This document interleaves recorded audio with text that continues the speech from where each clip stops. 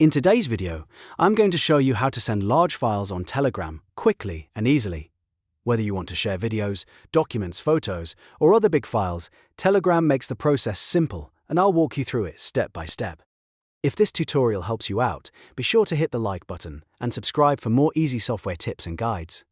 Alright, let's jump right in. First, open Telegram on your device and make sure you're signed in to the correct account. Once Telegram is open, go to the chat where you want to send the file. This can be a personal chat, a group, or even a channel if you have permission to post there. After you've opened the correct conversation, look for the attach icon.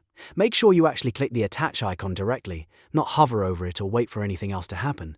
Once you click it, a file picker window will open on your computer. Now browse through your folders and select the file or files you want to send. Telegram allows you to share large files, so this is very useful when email attachments are too limited or when you need to send high-quality content without compression issues. After selecting your files, click Open. This confirms your selection and brings the file into Telegram so it's ready to upload. At this point, you can add a caption if you want to include extra context, a message, or instructions for the person receiving the file. The caption is optional, so if you don't need one, you can leave it blank and continue. Before sending, take a moment to double-check that you selected the right file, especially if you're uploading something important or something that takes a while to transfer. Once everything looks correct, click Send to upload and send the file. Telegram will begin processing the upload, and depending on the file size and your internet speed, it may take a little time to complete.